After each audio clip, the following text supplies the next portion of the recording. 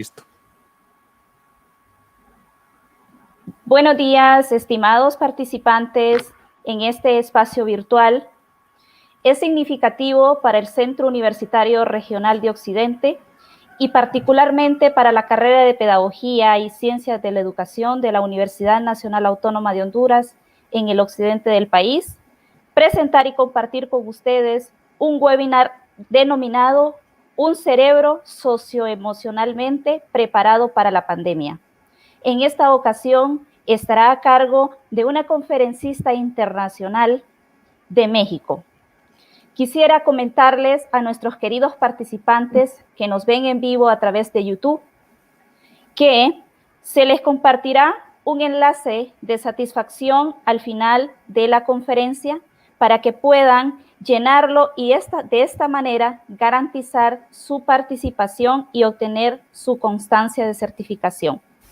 Agradecemos a todos los participantes y todas sus dudas, preguntas, las pueden escribir en el chat y en su momento se les dará respuesta.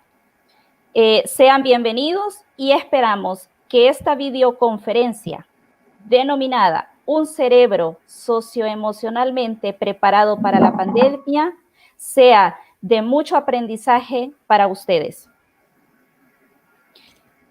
Vamos a tener las palabras de bienvenida por la abogada Reina Patricia Vega, secretaria académica de nuestro Centro Universitario Regional de Occidente, UNACUROC. Adelante, abogada Reina.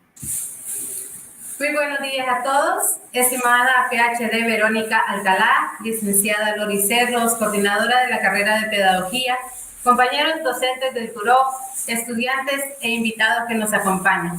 En este momento quiero excusar, en primer lugar, a las comisionadas universitarias de la Comisión de Gestión y Desarrollo del CUROC, quienes no pueden estar presentes en este magno evento por encontrarse cubriendo otras responsabilidades dentro de la universidad. Como Centro Universitario Regional de Occidente de la Universidad Nacional Autónoma de Honduras, nos sentimos verdaderamente complacidos por poder tener una videoconferencia tan importante con el tema Un cerebro socioemocionalmente preparado para la pandemia, impartida por la PhD Verónica Alcalá Herrera, docente e investigadora de la Universidad Nacional Autónoma de México. Este tema ampliará nuestros conocimientos para comprender mejor nuestro cerebro y la inteligencia emocional, así como aplicar este conjunto de capacidades con un valor práctico, tanto en nuestra labor docente y en la vida cotidiana, diferenciando tantos conceptos, nuestra inteligencia emocional, nuestro coeficiente intelectual, y cómo respondemos a estos momentos difíciles que atraviesa el país, el cual no ha sido solo impactado por una pandemia, sino también por 2 huracanes, y si a esto sumamos la pobreza y la corrupción que abate nuestro país. En nuestra labor docente, el conocer este funcionamiento nos permitirá buscar la forma más adecuada de poder transmitir con mayor facilidad dichos conocimientos y ver cómo los estudiantes los reciben, para que el proceso de enseñanza-aprendizaje sea lo más efectivo posible. En nombre de las comisionadas universitarias y del mío, quiero reiterar nuestro compromiso como Centro Regional de apoyo a las diferentes actividades académicas que se realizan para poder sacar adelante nuestra región y al país en general. Agradecer profundamente a nuestra expositora Verónica Alcalá, que con muy buena voluntad ha aceptado participar en esta videoconferencia compartiendo sus conocimientos. Felicitar a todo el equipo de la carrera de Pedagogía por la calidad de esta videoconferencia. Así que en nombre de las comisionadas universitarias, en el mío propio, sin más preámbulos, damos por inaugurado este evento, dándoles a todos y todas la más cordial bienvenida. Muchas gracias. Adelante. Muchas gracias, secretaria académica de UNACUROC. Y en este momento me voy a permitir leer a ustedes la semblanza de nuestra doctora Verónica Alcalá. La doctora Verónica Alcalá cuenta con los siguientes grados académicos. Es doctora en Psicología por el Instituto de Investigaciones Psicológicas de la Universidad Veracruzana. Cuenta con una maestría en Ciencias de la Educación por la Universidad del Pedregal, maestría en Psicología Biológica por la Universidad Nacional Autónoma de México y la licenciatura en Psicología por la misma universidad. Además, el área en las que se ha desempeñado están las labores docentes, la formación en recursos humanos y académico-administrativas. Los nombramientos académicos administrativos que ha tenido son coordinadora del Programa Institucional de Tutorías de la Facultad de Psicología y jefa de la División del Sistema de Universidad Abierta y coordinadora de la misma universidad de tutorías para la Facultad de Psicología. Ha participado en el diseño, actualización de programas y diversas modalidades de titulación. Por ejemplo, en el cambio curricular de la Facultad de Psicología, representando al grupo colegiado de la Coordinación de Psicobiología y Neurociencias. En el diseño de la maestría en Educación Básica para la Universidad Pedagógica Nacional y sus especialidades, manejo de conflictos en el aula y desarrollo de habilidades del pensamiento. En la elaboración de reactivos para el examen para el ingreso de la Facultad de Psicología de la UNAM y en la participación en exámenes de titulación en diversas modalidades. Además, en la participación de comités de evaluación de trabajos e investigaciones de la UNAM y otras universidades. En la labor docente cuenta con una amplia trayectoria, 30 años de experiencia como docente en la coordinación de fisiología de la UNAM, 10 años como docente de la Escuela de Psicología en la Universidad del Pedregal y 6 años como docente de la Facultad de Psicología de la Universidad Intercontinental.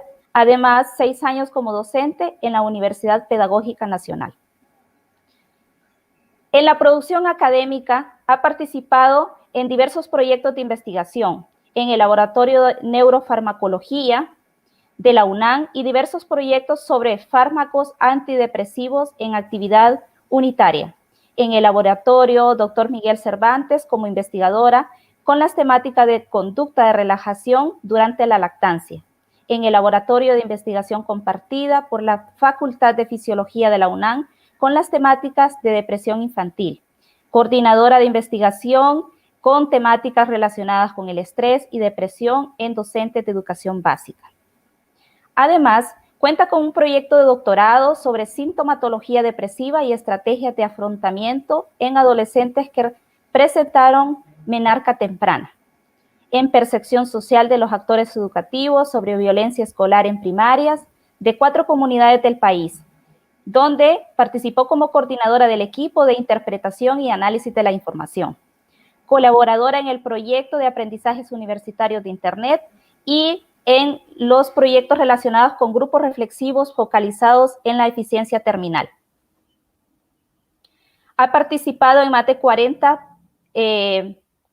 congresos nacionales e internacionales y cuenta con publicaciones formales y libros, 13 publicaciones formales indexadas y capítulos de libros. Así que es grato para nosotros contar con una conferencista internacional con una amplia trayectoria académica. Y es un honor para nosotros darle la más cordial bienvenida a este evento y nos pueda compartir sus conocimientos. Adelante, doctora Alcalá. Bueno, pues muchísimas gracias. Es un honor para mí el que me permitan compartir lo poco que uno tiene de conocimientos y que pueda contribuir a la formación de muchos docentes y expertos que se dedican al trabajo en educación. Y agradezco pues a la licenciada Loris Cerros, que efectivamente lo único de tener esta conferencia, me da mucho gusto verlos, pero no me da tanto gusto porque no estoy con ustedes allá en su lindo país, donde fui atendida de manera extraordinaria. Entonces, pues sí extraño esas atenciones tan bonitas que ustedes tuvieron conmigo. Y le agradezco, por lo tanto, a todo su equipo, a la licenciada Loris, a la abogada, obviamente, Reina Vega, a ti, Mari, a el ingeniero César Pineda, que ha estado aquí tratando de ayudarnos con toda esta parte de la ingeniería, al maestro Francisco, que siempre ha estado, Muñoz, que siempre ha estado conmigo, tratando de contactarme y no perdiendo este vínculo que que iniciamos hace ya un año. Y bueno, para no hacer más preámbulos, vamos a iniciar esta conferencia.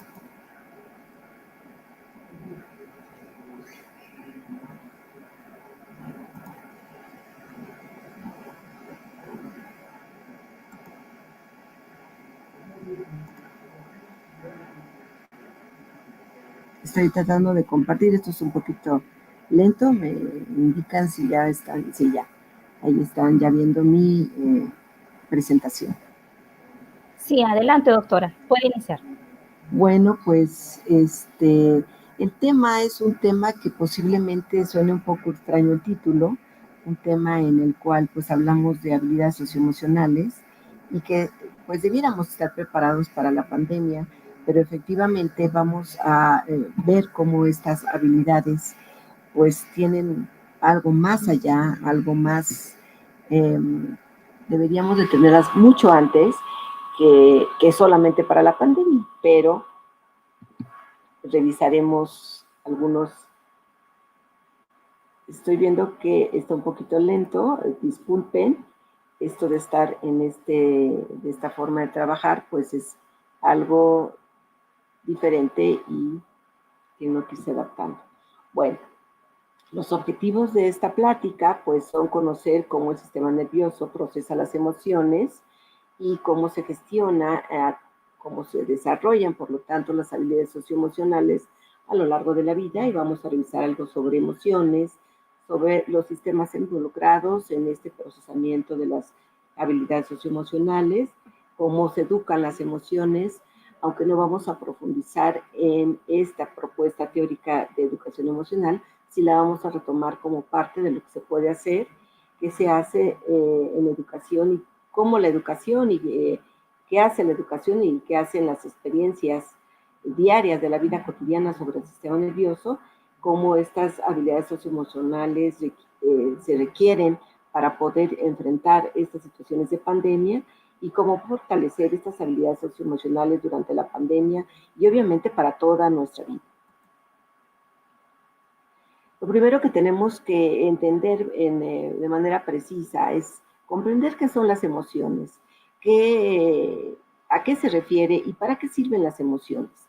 Y desde el punto de vista de la psicobiología y las neurociencias, pues las emociones son experiencias subjetivas determinadas por cambios producidos por una gran variedad de estímulos que pueden o no ser acompañados de manifestaciones externas, de expresiones. Es decir, sí son experiencias subjetivas y esto nos referimos con esto a que no podemos tener todos la misma expresión de nuestra emoción ante un estímulo determinado y que estos estímulos pueden ser tan variantes, tan diferentes y en un momento dado, un mismo estímulo puede producir diferentes respuestas en distintos momentos de nuestra vida.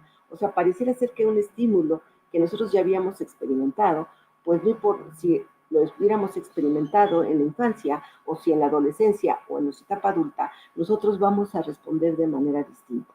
Y estas respuestas pueden ser no expresadas desde el punto de vista físico, o sea, no puede ser que actúe o no actúe, pero también pueden ser respuestas fisiológicas internas que las demás personas pues no se percaten claramente de que existen.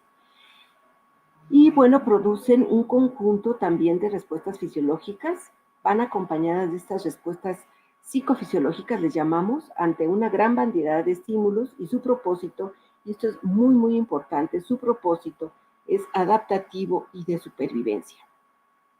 Este es un punto esencial, porque ustedes habrán escuchado invariablemente que hay emociones positivas y emociones negativas. Y bueno, esto es una clasificación que la han estado empleando, pues para describir que habrá respuestas más negativas ante algunos estímulos que pueden efectivamente no ser apropiadas o no ser adaptativas, o sea, no son respuestas que nos sirvan.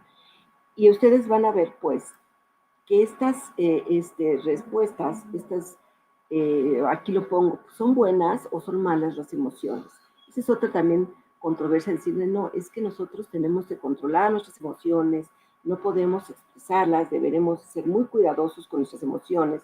¿Y qué tanto son buenas y qué tanto son malas? Bueno, pues aquí Goleman nos indica, bueno, Goleman es un autor que ustedes seguramente han leído ya en mucho, indica que las emociones son impulsos arraigados que nos llevan a la acción. Es decir, son impulsos que nos ayudan a movernos hacia alguna situación que tenemos que reaccionar. Así, al mismo tiempo, son como guías sabias concebidas como una predisposición para enfrentar la vida cotidiana.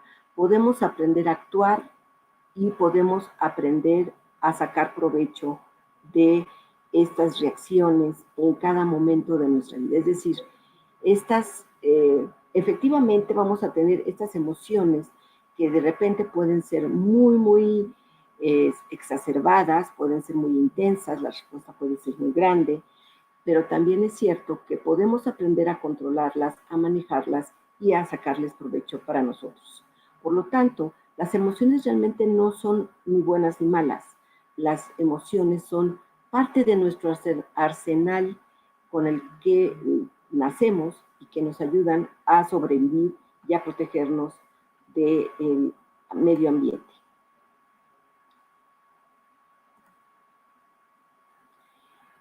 Es por eso que es importante recordar que existen diferentes tipos de emociones, las emociones básicas y las emociones sociales. Dentro de las emociones básicas nosotros tenemos la alegría, la tristeza, el enojo, el miedo, el asco y la sorpresa. Seguramente ustedes ya dijeron, ay, bueno, pues esto lo agarró de intensamente.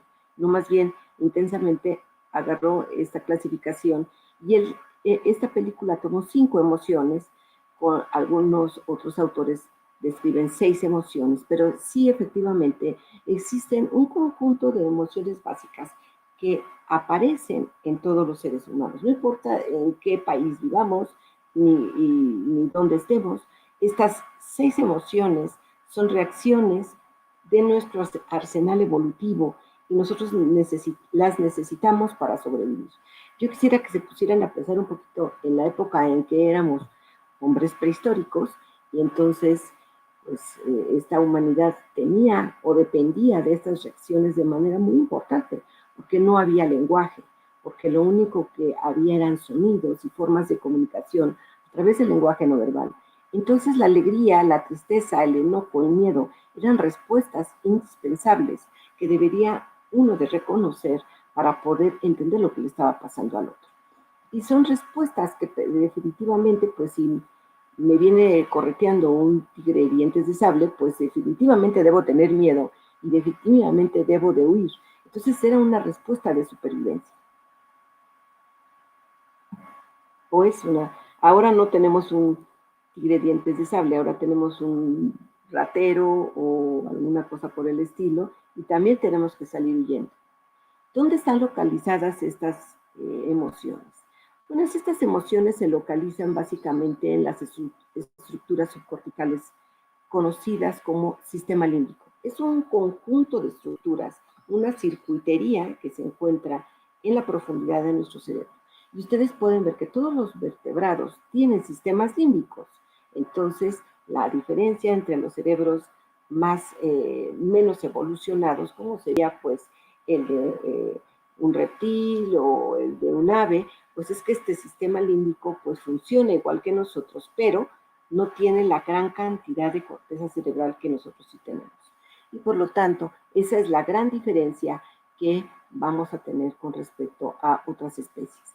El sistema límbico pues está constituido por una gran cantidad de estructuras. En un principio, Papez solamente describió unas cuantas estructuras, pero posteriormente con las investigaciones se han venido sumando estructuras porque ya nos interesa ver cómo las estructuras se conectan con otras estructuras. No nos interesa saber lo que hace una estructura y las demás no, sino cómo éstas se engarzan, los circuitos que forman y las relaciones que construyen. Y bueno, dentro de todas estas estructuras, pues tenemos aquí al hipocampo, que es una estructura muy importante, a la amígdala, tenemos el tálamo, también aquí en la profundidad del cerebro, al fornix, aquí tenemos al giro del cíngulo o circunvolución del cíngulo y obviamente a la corteza prefrontal. Bueno, pues por aquí se encontraría el hipotálamo y también, como por esta zona, también se encuentra el septum.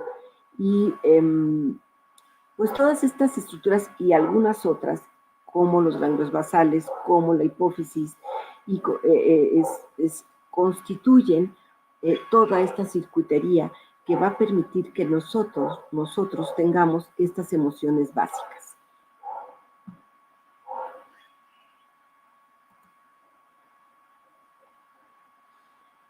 Pero también tenemos emociones sociales. Estas emociones sociales, pues se van a ustedes a percatar que son emociones que están constituidas por la suma de diferentes emociones básicas y por la integración de diferentes emociones sociales.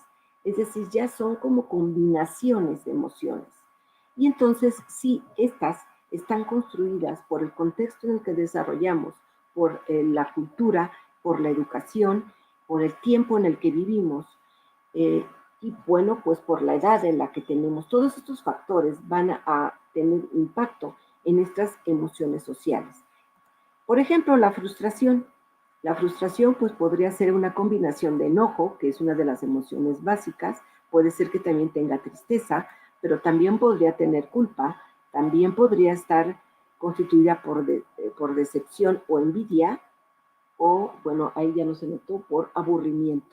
Entonces, todas estas emociones podrían constituir a la frustración. Como ustedes ven, pues cada quien se frustra por diferentes cosas. La vergüenza, pues cada quien se avergüenza por diferentes cosas. Entonces, estas están construidas por nuestro contexto social, por nuestros valores, por nuestras creencias, por nuestra cultura.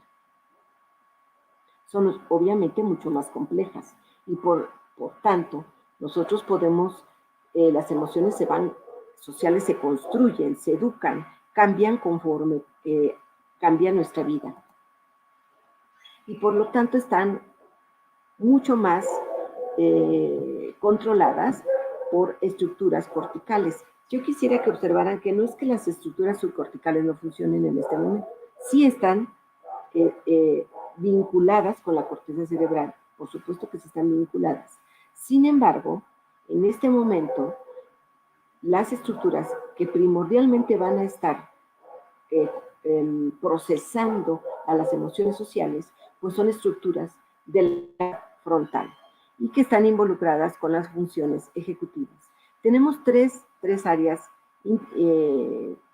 importantes, que son el área ventromedial, que se encuentra en esta zona y que ustedes pueden observar se observa cómo el cerebro está separado y se observa por la cara interna, esto es un corte sagital, y entonces la observamos en esta zona. Y esta zona ventromedial está comprometida, procesa el estado atencional, es decir, que ustedes se estén poniendo atención en este momento, que puedan emitir una serie de estímulos.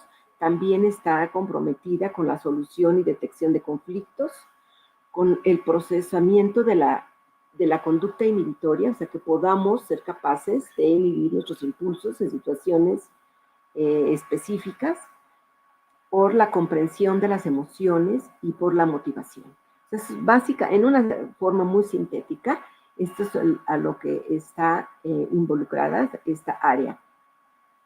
La zona orbitofrontal, que se encuentra en esta parte basal del lóbulo frontal, está comprometida con el control inhibitorio, con el procesamiento de lo que es la conducta en donde tenemos recompensas y castigos, con la evaluación de riesgos y con la planeación de nuestro comportamiento.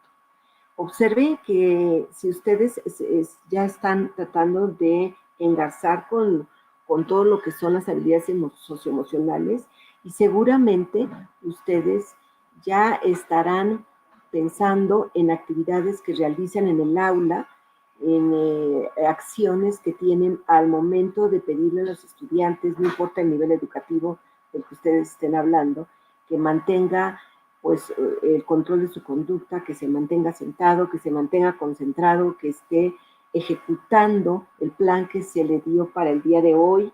Si vamos a tener esta actividad y usted va a hacer paso 1, paso 2, paso 3. Todas estas cosas están siendo ejecutadas, procesadas por estas estructuras.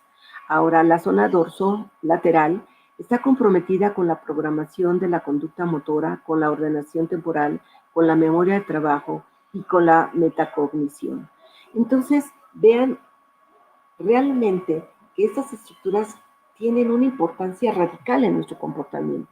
Van a permitir que nosotros podamos decidir ahora que es el Buen Fin y que hay compras masivas, pues nosotros tenemos que ser capaces de decir, ¿tengo dinero?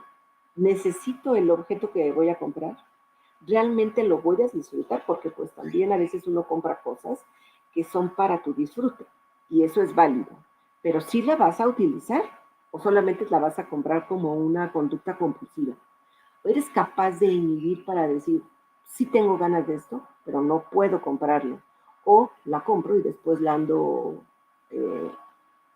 llevando a que me den dinero por ella o andarla vendiendo o mi suma de deuda crece. O sea, estas son las cosas que efectivamente en la vida cotidiana nosotros necesitamos fortalecer. También es cierto que todas estas estructuras van a estar comprometidas con que yo pueda estar motivada para la vida.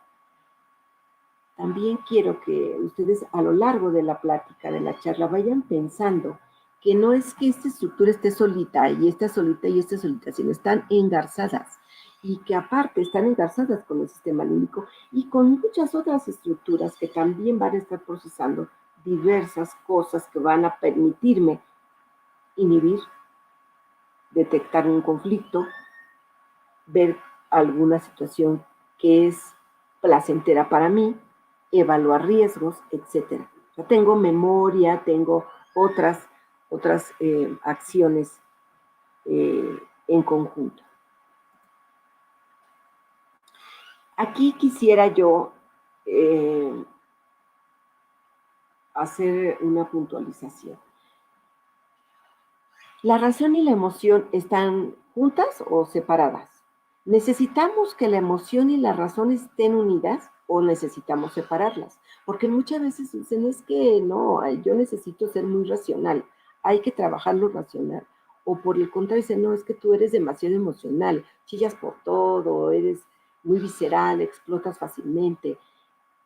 ¿Qué requerimiento hay entre este equilibrio entre la emoción y la razón? Necesitamos forzosamente la emoción y necesitamos forzosamente la razón. Por eso hay estructuras subcorticales que van a promovernos las emociones básicas y estructuras corticales que van a moderar, a regular estas emociones y permitirnos entonces que haya un engarce para que yo tome decisiones y evalúe los riesgos que tengo de comprar un objeto que no necesito o de algo o visualizar hacia el futuro que si no puedo pagar, pues voy a estar muy angustiada porque debo la tarjeta. O sea, estas son las formas en las cuales la razón tendría que controlar a mi impulso por la compra de un objeto. Entonces, no debemos evitar nuestra emoción, pero tampoco tenemos que evitar nuestro razonamiento. O sea, tiene que haber un equilibrio. A veces también necesitamos que nos aviente nuestra emoción a hacer algo, porque si no tuviéramos ese impulso, tampoco haríamos nada. O sea, si de repente, pues no sé, pensemos en algo, en un adolescente que se le quiere declarar a una chica, pues si su emoción no lo avienta, porque su razón dice, no, es que no le gustas, es que quién sabe qué es, que... No, llega un momento en que tu emoción debe decir, aviéntate. Si no te arriesgas, pues tampoco podrías alcanzar algunos éxitos, pero debe haber un equilibrio entre ambas. Entonces, aquí es donde nosotros observamos lo que es la educación emocional y la inteligencia emocional. Son dos conceptos que nos han sido muy útiles desde la década de los 90 que empezaron a surgir. Permitieron observar que no solamente teníamos que dar prioridad a la inteligencia racional y enseñar matemáticas y español y la parte del lenguaje, y por supuesto que necesitamos que se desarrolle esta inteligencia emocional, esta capacidad de poderse involucrar y relacionar con las demás personas. Pero aparece el concepto de educación emocional, lo dicen, bueno, es que en las aulas también podemos educar. Y de hecho siempre se ha hecho, pero no había como esta conciencia o esta precisión en el hecho de poder educarlas. Esta propuesta de educación emocional, pues, permite, nos da 5 aspectos primordiales, que yo solamente los voy a mencionar, porque realmente no voy a hablar de educación emocional a profundidad. Lo que es la conciencia emocional, que es aprender a reconocer mis emociones y las de los demás. Es importantísimo que nosotros nos demos cuenta de cómo nos sentimos, de qué es lo que sentimos y cómo lo estamos expresando. O sea, de repente sí nos puedes decir, es que sí, ya me enojé, pero pues sí te enojaste y aventaste las cosas y le pegaste y pateaste. No es correcto. O sea, sí tengo que reconocer que eso no es la opción. Y cuando un niño hace esas rabietas, porque tiene 3 años, pues es el tiempo de desarrollo de hacer esas rabietas. Pero conforme pasa su proceso de desarrollo, nosotros tendríamos que ir modulando para que el niño deje de hacer las rabietas y permita expresar de otra manera el que quiere que se le compre o que quiere ir al parque o sin hacer rabietas. Entonces, esta conciencia emocional va a ser indispensable. Pero también es cierto que necesitamos entender las emociones de los demás y reconocer las emociones de los demás. Aprender a regular nuestras emociones, este control, esta autorregulación, que le ha dado muchísimos nombres, pero bueno, que ya le llaman regulación emocional, es aprender pues a tranquilizarte, a manejarlo, a reconocerlo, a entrenarte para interactuar de una manera óptima con los demás. Lo que es la autonomía emocional es obviamente aprender a reconocer el valor de uno mismo en equilibrio con el de los demás. Las competencias para la vida, pues es un conjunto de habilidades para comprender las emociones del otro y ayudarlo. O sea, no solamente es entiendo lo que sientes, sino también voy a ser capaz de ayudarte. Y la capacidad de relacionarnos con los demás, crear un grupo fortalecido de familia, de amistades y mantener este sentido de pertenencia. O sea, nosotros también necesitamos sentir que pertenecemos a un grupo, que somos importantes para ellos y ellos para nosotros. Y dense cuenta que, bueno, todas estas 5 áreas tienen un sinnúmero de habilidades a desarrollar. O sea, yo no solamente las mencioné, pero tienen muchísimas habilidades a desarrollar. Entonces significa que la educación emocional y la inteligencia emocional son aprendizajes, son formas en las que nosotros podemos llevar a los estudiantes a aprender formas para actuar y controlar sus emociones y que existe este equilibrio entre la razón y la emoción. Y bueno, ¿qué ocurre en el sistema nervioso cuando nosotros estamos educando? Bueno, cuando nosotros educamos existen procesos de plasticidad cerebral, que es la propiedad del sistema nervioso para modificarse en su funcionamiento y en su estructura como respuesta a los cambios del medio interno y del medio externo. Esta definición es importante que ustedes la observen en el sentido de que la plasticidad cerebral se había en un inicio identificado como una parte importante cuando existía un daño cerebral y una estructura compensaba la zona que había sido dañada. Efectivamente, ahí inició el entendimiento y el estudio de la plasticidad cerebral, pero después nos dimos cuenta que la plasticidad cerebral existe siempre. Cuando nosotros estamos aprendiendo algo, cuando estamos educando a alguien, estamos generando procesos plásticos. Y lo más padre de este término, lo más maravilloso de este término, es que la plasticidad cerebral puede desarrollarse a lo largo de toda nuestra vida. Pero por supuesto que la plasticidad cerebral tiene ventanas de oportunidad, como vamos a ver. Existen diferentes tipos de plasticidad cerebral, que es la que ocurre durante el desarrollo de nuestra vida, cuando aprendemos, cuando tenemos experiencias de vida, cuando hay momentos en los cuales las hormonas nos abren ventanas de oportunidad, cuando tenemos algunos tratamientos que pueden ser farmacológicos o tratamientos conductuales, como los psicológicos, y durante las interacciones sociales. O sea, nosotros quisiera que observaran que esta parte de la interacción social, que los sociólogos, los psicólogos sociales, los pedagogos, los que se dedican a la educación, han tomado como una cuestión muy importante. Efectivamente lo es, pero ahora estamos conscientes y muy claros de que eso tiene impacto sobre estas conexiones que se construyen en nuestro sistema nervioso. Y los tipos de plasticidad cerebral, pues significa que nosotros vamos a tener mayor nacimiento de neuronas en cualquier parte en nuestro desarrollo.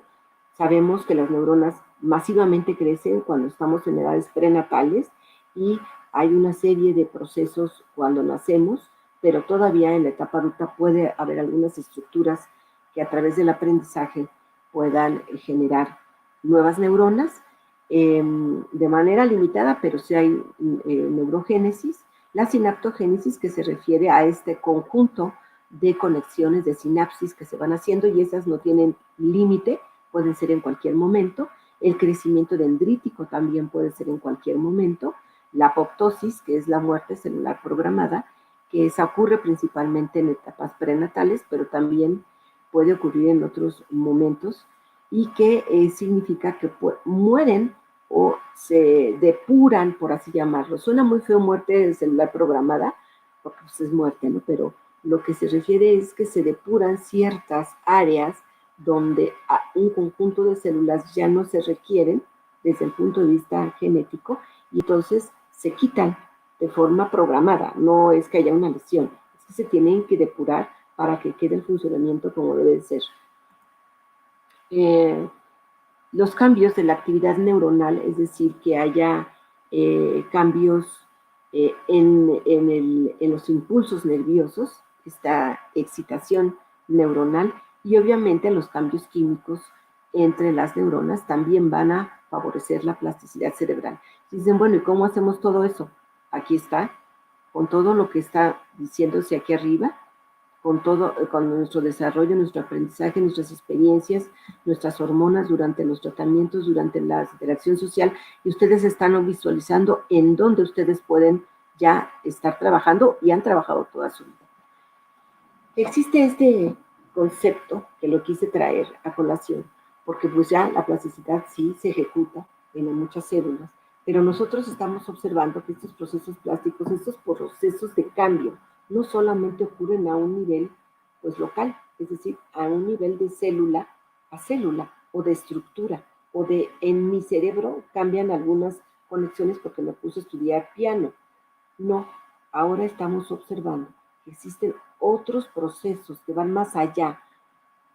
Sabemos que nosotros podemos heredar el color de los ojos, el color de la piel, el tipo de pelo, nuestra estatura, pero podemos heredar conductas, podemos heredar que nosotros seamos más depresivos o seamos más optimistas. Pues aquí tenemos este concepto de epigenética, que es una rama de la biología, y que habla que el estudio de los cambios heredables en la función genética que se producen sin un cambio en la secuencia del ADN. Son estos cambios que sí se pueden ser heredados y que no están cambiando como tal el ADN, pero sí están cambiando unas estructuras que pertenecen al ADN. Aquí tenemos el cromosoma, cómo se desdobla. Ustedes pueden ver aquí cómo hay pequeñas, se va acercando y observan al gen en esta parte. Y aquí vemos a las histonas. Y estas histonas, estas estructuras, pueden ser modificadas, pueden producirse marcas epigenéticas en estas histonas que van a ser heredables. Y estas pueden ser producidas por cambios en el medio ambiente físico y en el medio ambiente social. Es decir, si yo tengo características y enseño a los niños a ser más optimistas, a ser más empáticos, y no lo eran, porque no provienen de una familia empática u optimista, vamos a empezar a hacer estas marcas con el entrenamiento, por favor, no vayan a pensar que con una sola vez, con el paso del tiempo, para que puedan realmente convertirse en parte de su arsenal genético y puedan ser cambios que sean heredables. Es decir, nosotros si somos negativos y pesimistas, podemos empezar a hacer cosas para cambiar nuestra actitud y entrenarlos para ser optimistas. Y efectivamente podemos heredarlo si tenemos hijos. Bueno, si ya no pueden tener hijos, pues ya no lo van a heredar de esa forma. Lo pueden heredar desde el punto de vista de que se lo van a enseñar, pero ya no genético. Pero si ustedes pueden tener hijos, pues entonces lo podrán heredar. Y eso es algo extraordinario que está hablando de la epigenética del comportamiento. Bueno, ahí puse las histonas, que son los acetilos, los que van a hacer este cambio en las histonas y van a permitir que se hagan las marcas epigenéticas. Asimismo, estos acetilos lo que hacen es activar una función. Nada más voy a aclarar una cosa. Podemos hacer esto podemos hacerlo para favor, pero también podemos hacer esto en contra, es decir, para acciones negativas para el individuo. Si nosotros estamos viviendo en un ambiente de resentimiento, de tristeza, de incertidumbre, también podemos hacer cambios negativos, tanto plásticos como epigenéticos. Aquí quisiera yo mencionar este punto importante. Existen periodos críticos de desarrollo, existen puntos específicos que ya han sido estudiados que aparecen en esta gráfica. Pero aquí solamente vienen los periodos críticos sensoriales, los del lenguaje y los de las funciones cognitivas. Y bueno, en esta gráfica pues nos ponen puntos más o menos en donde hay un máximo de actividad, pero realmente nosotros podemos continuar porque, por ejemplo, aquí en la parte cognitiva nos ponen un declive a los 16 años, pero realmente en la adolescencia es un punto también de periodo crítico por el cambio hormonal. Tenemos posibilidad de hacer muchas cosas. Pero con respecto a los aspectos de tipo emocional, socioemocional, estas habilidades, es importantísimo que nosotros empecemos desde antes del nacimiento, cuando estamos embarazadas.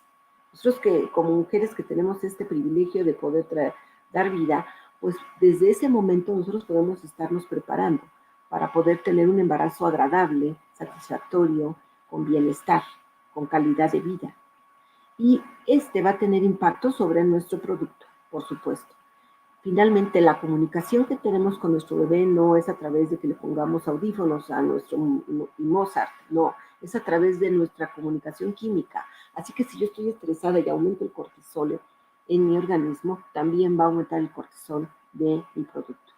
Y hay muchísima investigación que nos está permitiendo observar el efecto del elevado cortisol que está asociado al estrés, y esta elevación del cortisol va a tener efectos sobre el producto postnatal. Van a ser niños más reactivos, más chillones, van a tener más dificultades para adaptarse a situaciones nuevas. Hay suficiente investigación al respecto del cortisol en las madres y los hijos. Pero entonces significa que nuestro periodo crítico es ya, en cualquier momento de nuestro desarrollo, de nuestra vida.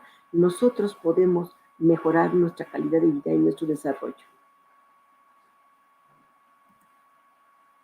¿Qué podemos hacer?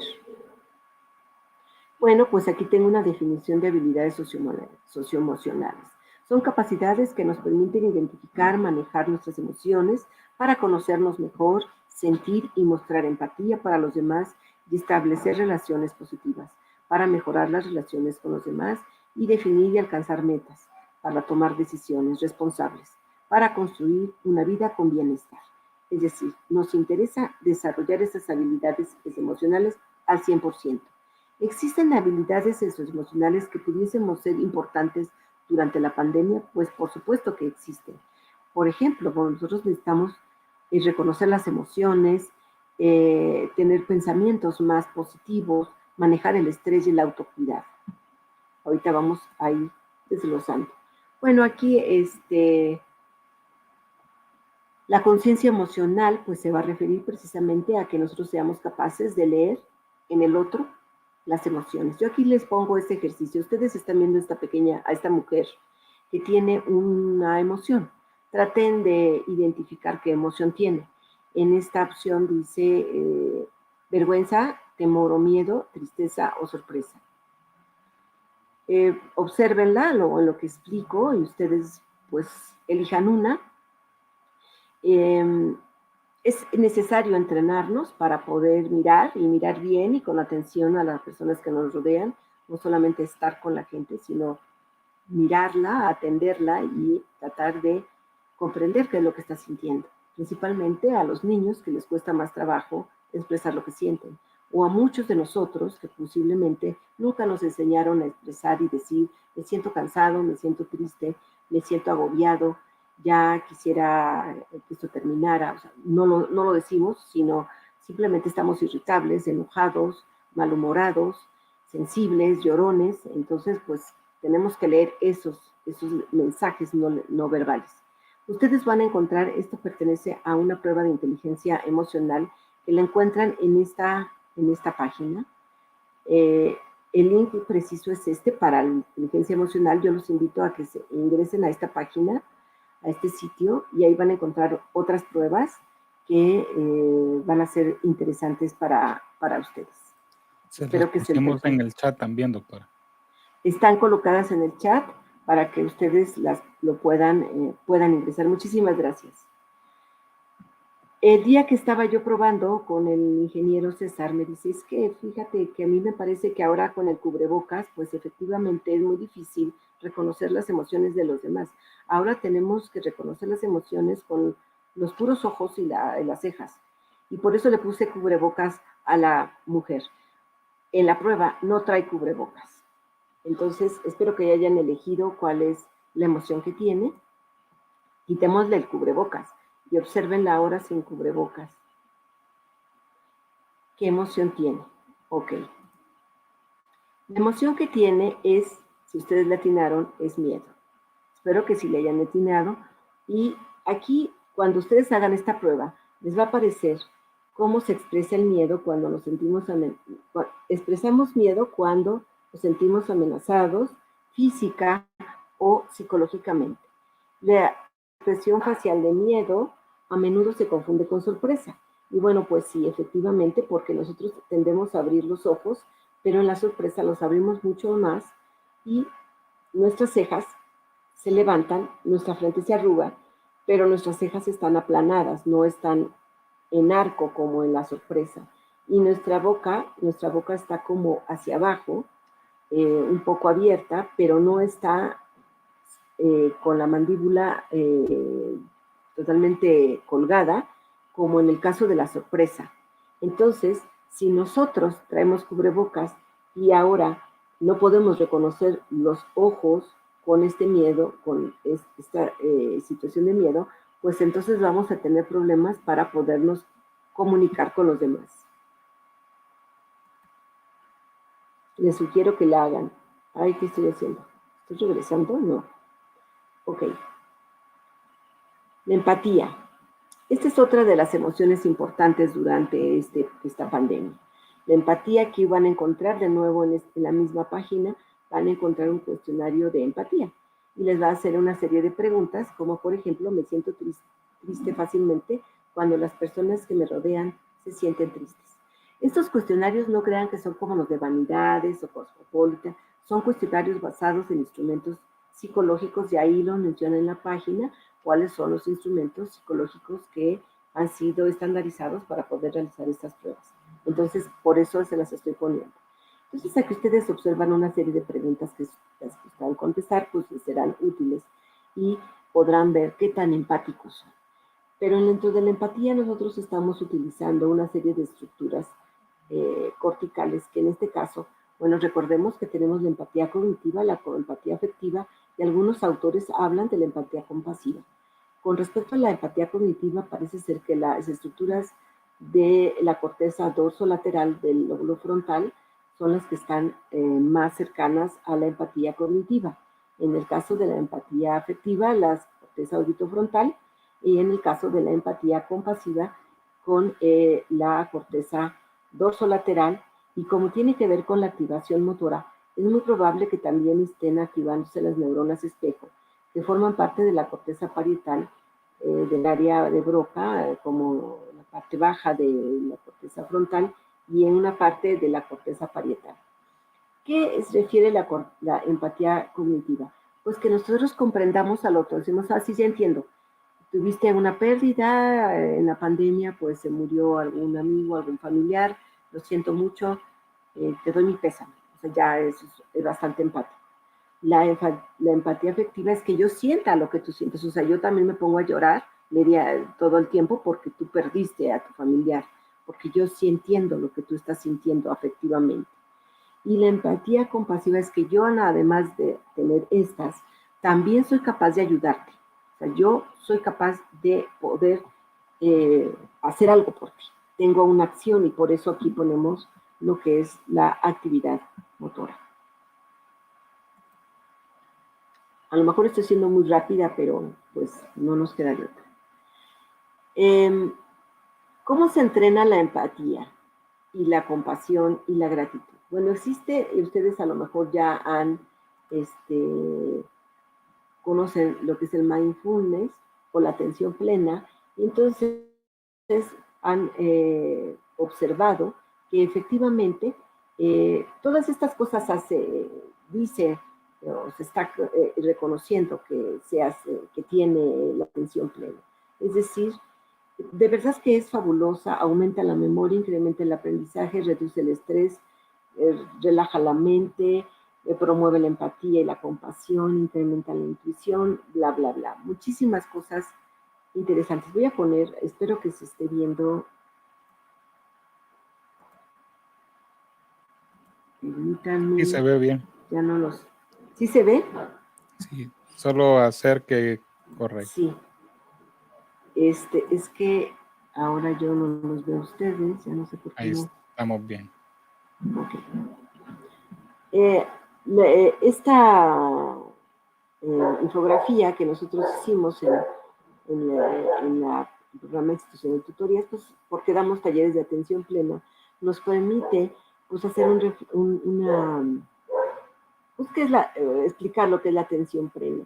Y bueno, nos permite comprender la realidad, nos permite sentir tal cual el mundo, nos permite concentrarnos, nos ayuda a anclar nuestra atención. Es muy importante que ustedes observen que esta atención plena no es precisamente un método para relajarme y dormir bien. No, no lo es.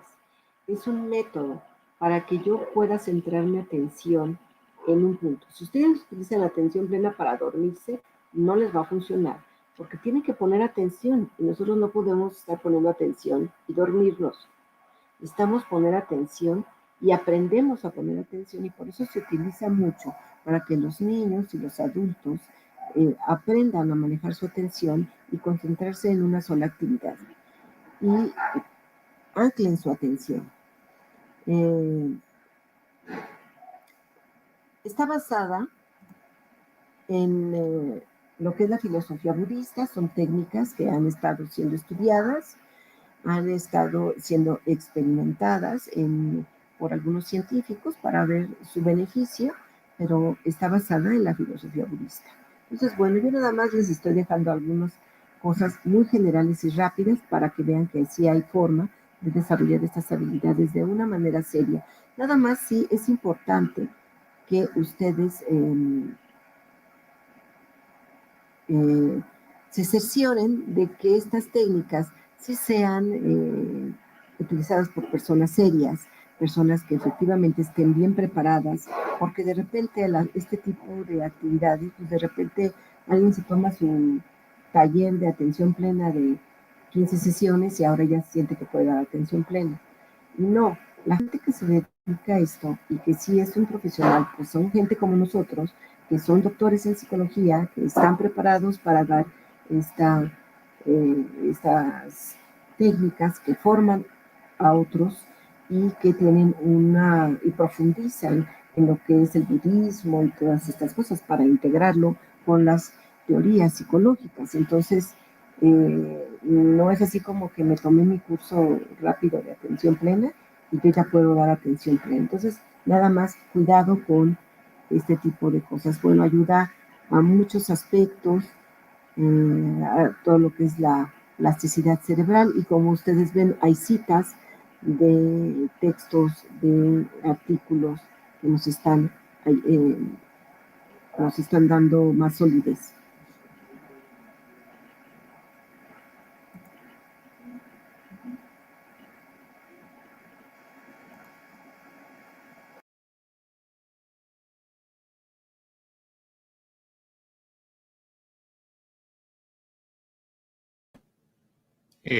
Tuvimos un problemita, se le cerró la ventana a la doctora, pero en unos minutos ingresa.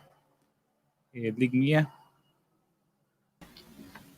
Sí, vamos a compartir con ustedes, mientras la doctora regresa, algunos mensajes relacionados con esta videoconferencia y mencionarles a los participantes que en el chat pueden ir agregando las preguntas que hasta el momento consideran pertinentes para que al final de la presentación la doctora pueda darnos sus respuestas.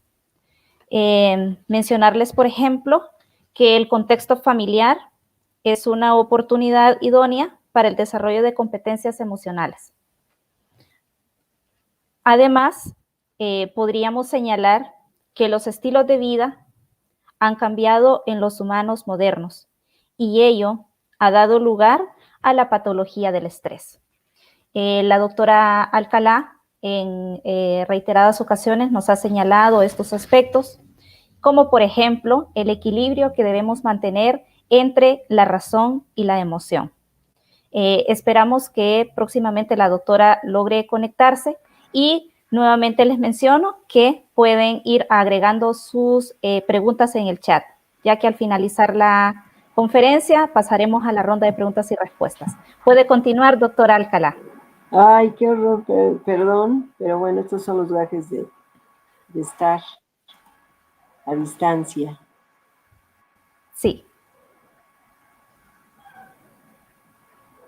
Bueno, espero que haya mi comprensión al respecto, pero bueno, no supe ni a qué horas los dejé de escuchar, así que ya no sé ni en qué me quedé. Estaba yo hablando de la parte de la atención plena, de que ustedes busquen un lugar adecuado en donde puedan encontrar estas técnicas de forma profesional, que se aseguren de que sí son gente muy preparada para poder tener estas técnicas y no alguien que se tomó su curso rápido de atención plena. Y bueno, una disculpa. Bueno, continuamos entonces ahora con esta parte de mantener una actitud optimista y mantener la motivación. Esta forma de pensamiento, pues sí es verdaderamente útil para esta época de pandemia. Sabemos que estamos en una situación difícil, en una situación agobiante, y tenemos que buscar formas distintas, estrategias, enseñar a la gente. Y bueno, pues sí tenemos todo esto que nos ha hecho que nos encerremos, que no pueda yo ir a Honduras a dar la plática, que esté yo aquí desde mi casa, que no pueda disfrutar, salir y ver a mis amigos, una serie de cosas que no he estado haciendo. Pero también tengo que ver los aspectos positivos. Y dentro de estos aspectos positivos ustedes pueden observar que es probable que ustedes tengan mayor convivencia familiar. Y lo que esperamos es que esta convivencia familiar sea positiva, que construyamos estas relaciones, porque es parte de las habilidades socioemocionales el tener vínculos favorecedores. Tenemos la oportunidad de que si no tenemos esta construcción, la vayamos realizando. Sabemos entonces que tenemos un poco más de tiempo para comer juntos, que podemos cuidar mejor nuestra alimentación, que podemos aprovechar las horas que tardamos en llegar a nuestros lugares de trabajo, pues ahora los podemos aprovechar haciendo cosas para nosotros también, cuidarnos nosotros, atendernos nosotros y pues procurar una vida de calidad y con bienestar. Entonces, la actitud positiva nos lleva también a esta otra estrategia, a esta otra forma que se refiere a la forma en que afrontamos la vida. Es necesario aprender a tener buenas estrategias de afrontamiento. ¿Saben lo que hay unas imágenes en las cuales vemos que no tienen buenas estrategias de afrontamiento? O sea, nos cuesta trabajo decidir y al decidir, pues decimos, no, pues mejor después. Esa no es una buena estrategia de afrontamiento.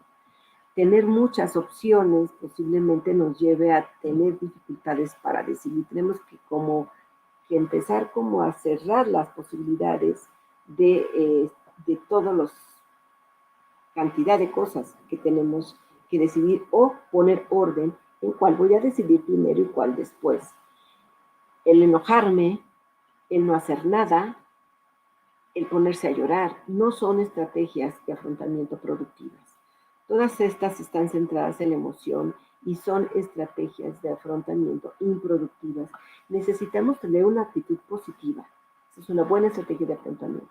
Necesitamos pedir ayuda. Es importante saber cuándo necesitamos ayuda. Necesitamos informarnos, empezar a leer, empezar a revisar. Necesitamos procurar nuestra salud física. Necesitamos tener un grupo de amigos que nos pueda apoyar o definitivamente tomar la decisión si es que requerimos un tratamiento más profesional.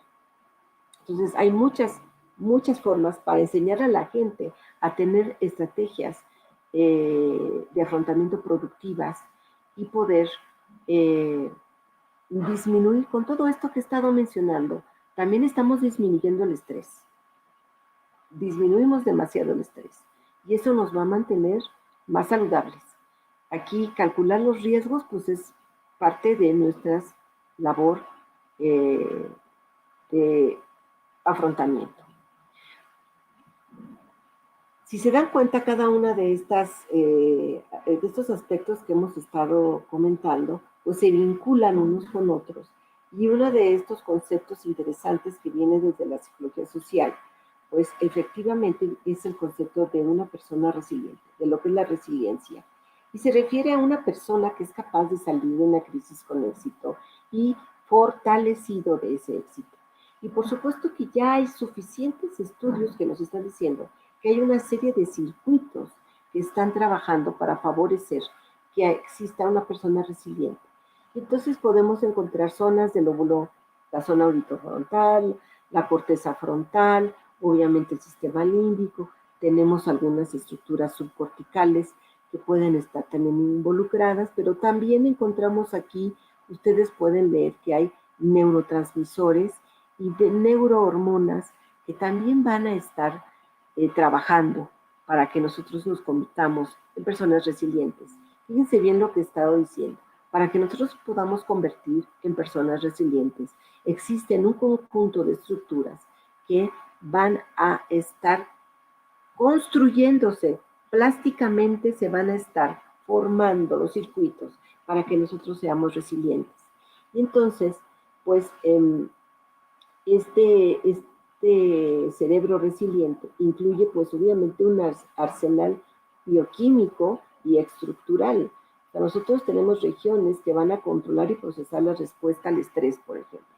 Nosotros necesitamos que la respuesta de estrés sea controlada, sea a través, por ejemplo, de la atención plena, a través de las estrategias de afrontamiento, a través de una actitud positiva, a través de saber leer lo que tiene el otro. Nosotros vamos a empezar a tener un mejor control de nuestro estrés. Si nosotros podemos planear y organizar nuestra vida, tener un poco más de actividades hasta placenteras que nos permitan en este encierro hacer cosas que nos gustan, pues entonces nosotros vamos a tener un mejor control de estrés. Regiones del sistema límbico como el hipocampo y la amígdala que por ahí andan. El hipocampo pues, está aquí y la amígdala está pues, por ahí adelantito, y la corteza prefrontal. Y una gran cantidad de neurotransmisores que van a estar involucrados como la oxitocina, la serotonina, la vasopresina, que van a estar involucrados en este control de estructuras que van a estar dirigidas al manejo de las situaciones estresantes, del miedo, de la huida, del ataque, de los vínculos sociales, etc. Entonces, favorecer la resiliencia también es importante. Hay un aspecto muy, muy interesante que cuando llegan a nosotros algunas personas a pedirnos asesoría psicológica, nos dicen, pues es que me siento agobiado, triste, ya quiero explotar, estoy harto, me siento muy mal. Y lo primero que uno como psicólogo, antes de decirle, a ver, cuéntame tu vida y todo el resto de tu existencia, no. Empezamos con el hoy, que es parte de la atención plena. Empezar con el ahora, con el hoy. ¿Qué está ocurriendo hoy? ¿Qué está pasando hoy? Estamos en pandemia, estamos encerrados, no tengo trabajo, etc. Hoy. Pero el hoy implica también aprender a cuidar mi cuerpo, porque mi cerebro no está desligado de mi cuerpo, son lo mismo. Exactamente, el cerebro es parte del cuerpo. Entonces nosotros tenemos que cuidar nuestro cuerpo para poder cuidar nuestro cerebro. Y el autocuidado es también una estrategia importantísima para el manejo de nuestras emociones, de nuestras habilidades socioemocionales. Una vida saludable nos va a implementar esfuerzos. Desgraciadamente, nuestra vida tan agitada, tan difícil, tan agobiante, no nos permite tener un autocuidado de manera puntual. Y esta pandemia nos puede permitir darnos cuenta qué es lo que no estamos haciendo y lo que sí estamos haciendo. Y lo que nos podemos dedicar esa hora de trayecto al trabajo y de regreso, lo puedo aprovechar en hacer cosas para mí.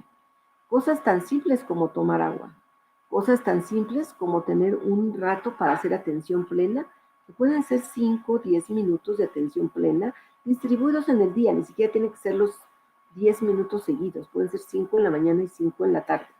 O sea, nótense que tampoco es como voy a dedicarme toda mi vida a esto y nada más voy a vivir para esto. Y uno de los aspectos relevantes es la alimentación. Llega nuestro paciente y le preguntamos, a ver, ¿estás comiendo bien? No.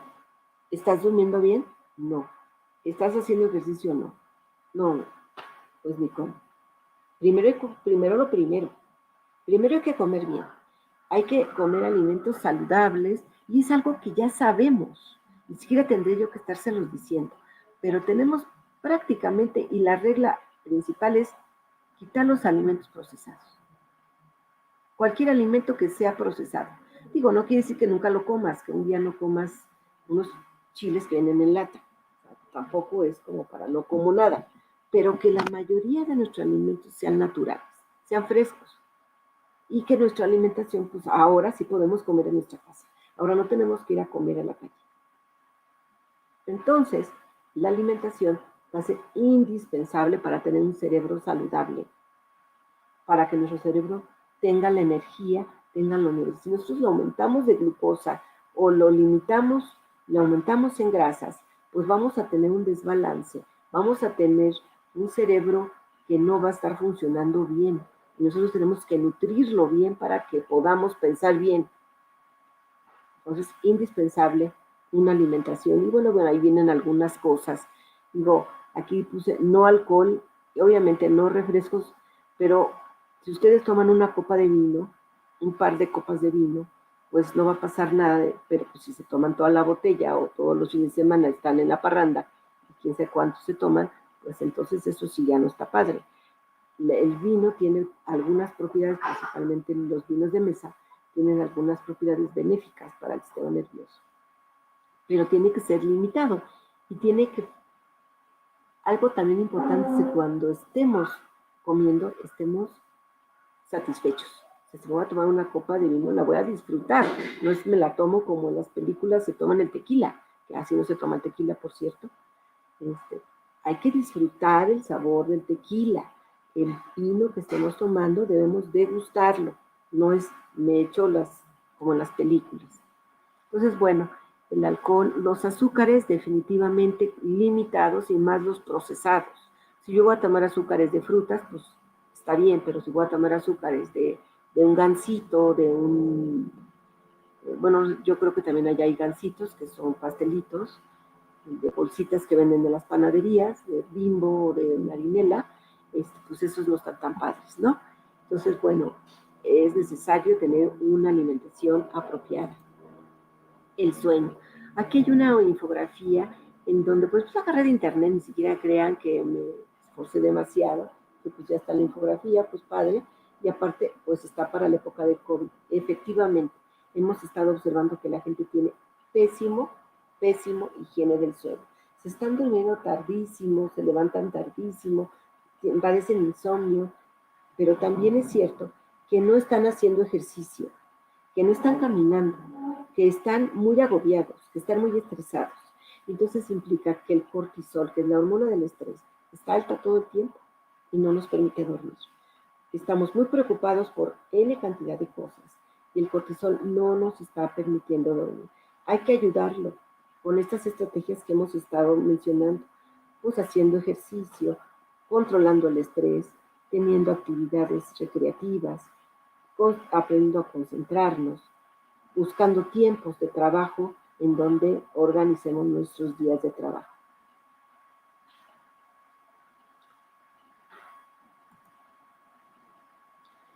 Este es el circuito del estrés y ustedes observen que en el hipotálamo se produce la hormona corticotropina que va a afectar a la hipófisis con la hormona adrenocorticotropa y esta va a afectar a nuestras glándulas suprarrenales que a su vez van a producir cortisol. Este circuito, ustedes lo van a encontrar en todos lados. O sea, ahorita lo mencioné de manera muy sencilla.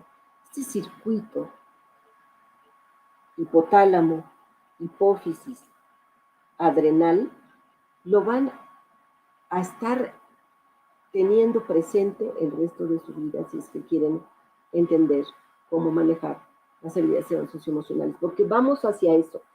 Disminuimos el estrés, trabajando habilidades socioemocionales, mejoramos la vida de las personas. Con todas las estrategias que hemos, y muchas más que ustedes conocen, van a controlar este circuito y disminuir el estrés.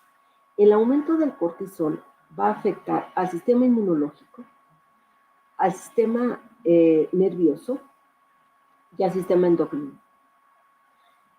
Va a favorecer, como ustedes lo ven, va a incidir desfavorablemente en el sistema nervioso. Si tenemos alguna situación como ahorita los huracanes, como la pandemia, como nosotros los terremotos, situaciones de estrés postraumático, ese circuito va a tener efectos a corto y a largo plazo, porque el estrés no se quita de inmediato, lo que llamamos estrés postraumático, porque va a durar más de 3 en adelante de meses y va a tener una respuesta muy exagerada ante el recordar la situación vivida. Entonces vamos a tener un montón de síntomas y va a echar a andar este circuito. ¿Qué va a producir? Bueno, eso es lo que va a producir esta hormona, estrés, y eso va a afectar al sistema inmune, entonces la persona se va a empezar a enfermar de lo que se les ocurra. O sea, puede ser de enfermedades respiratorias, por supuesto, pero también puede ser de enfermedades cardiovasculares, puede ser de alergias, todo lo que le hemos llamado enfermedades psicosomáticas. Puede ser enfermedades gastrointestinales, infecciones de las que quieran, colitis, dermatitis, gastritis, todas estas enfermedades que son muy conocidas en nuestro contexto diario y que padecen muchas personas, son producto posiblemente de este estrés que ha estado durante tiempo afectándonos y que no hemos podido ser capaces de afrontar. No hemos tenido esas estrategias socioemocionales para poderlas enfrentar de una manera más amigable, porque el estrés no se va a quitar, no se va a quitar el estrés. Lo que va a tener que controlar, manejarse es cómo vamos a enfrentar el estrés. Y para eso son las habilidades socioemocionales, para eso es la educación emocional, para eso es la inteligencia emocional, para eso son las estrategias de afrontamiento. No quitar el estrés. Para eso de querer, no, pues es que estamos muy estresados, no. El estrés, de hecho el estrés no es malo, el estrés es un evento, un estímulo que puede darnos dos tipos de respuesta, el estrés bueno y el estrés malo. El estrés es el bueno, el distrés es el malo. Entonces esas dos respuestas, el estrés es adaptativo, el distrés es desadaptativo. Entonces es importante que ustedes observen que tenemos una respuesta al estrés buena y una respuesta al estrés mala. Si ustedes no tuvieran una respuesta al estrés buena, no podrían salir corriendo o huyendo, o no podrían responder ante, por ejemplo, una emergencia como el huracán y salir corriendo con su familia, tomar decisiones rápidas. No podrían, porque pues estarían bien tranquilos, bien pasivos. No, necesitamos que se active nuestro camino para responder rápido. Pero cuando ese estrés se dura durante mucho tiempo o es demasiado intenso, entonces nos enferma. Y es este eje hipotálamo, hipófisis, adrenal el que se ve afectado. También afecta nuestras hormonas y bueno, pues en algunos casos puede causar hasta infertilidad, que es cuando se estresan demasiado porque no pueden tener hijos y pasan años y un día dicen, ya se embarazaron después de 8 años de que intentaron, bajo el estrés, bajo esta angustia, y se dejaron libres y pudieron embarazar. En algunos casos, por supuesto, no en todos. Todos los estímulos pueden ser estresantes o no estresantes, pero son los estímulos los que nosotros evaluamos y entonces decidimos si nos van a afectar y cómo nos van a afectar. Bueno, pues en resumen, la mente y el cuerpo nuestra mente y nuestro cuerpo es uno solo y están solitos en un contexto social. Tenemos que recordar que nosotros no somos estructuras anatómicas, somos un cuerpo y parte de nuestro cuerpo pertenecen a estas áreas que hemos estado hablando y parte de nuestro cuerpo también son estos neurotransmisores de los que hemos estado hablando. Somos el resultado del funcionamiento de la neuroquímica y la actividad eléctrica de nuestro cerebro en todos los circuitos de nuestro sistema nervioso que conforman nuestro cerebro, pero que están dentro de un contexto social.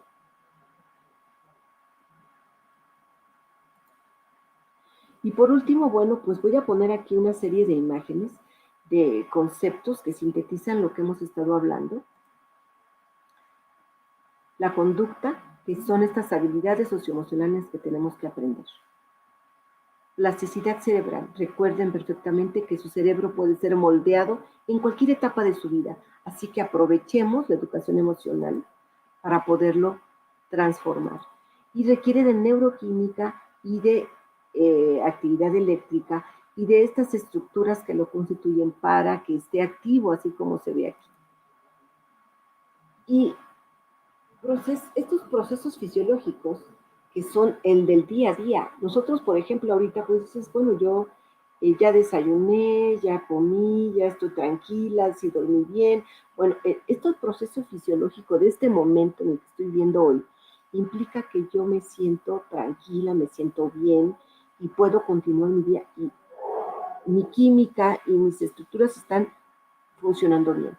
Pero si no he comido, es posible que me duela la cabeza. Pero si no he dormido, es posible que esté bostezando y no ponga atención. O sea, eso va a cambiar mis procesos conductuales y mis procesos cognitivos. Y por lo tanto, también mis procesos emocionales, porque puede ser que hay mucha gente que no duerme y se pone súper de malas y se siente irritable y no le puedes decir nada porque se vuelve loco. Ok. El estilo de vida saludable, por supuesto, es indispensable. Estamos en el momento de la pandemia para poderlo aprovechar. La educación. Ustedes como educadores pueden hacer infinidad de cosas. Lo han hecho.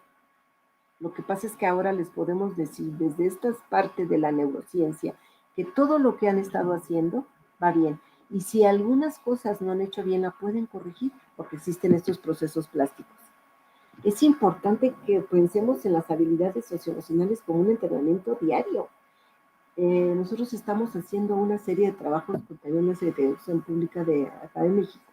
Hicimos unas actividades para niños de primaria y secundaria. Y pues es como complicado poderle explicar al maestro que, por ejemplo, los ejercicios de atención plena deberían de ser diarios.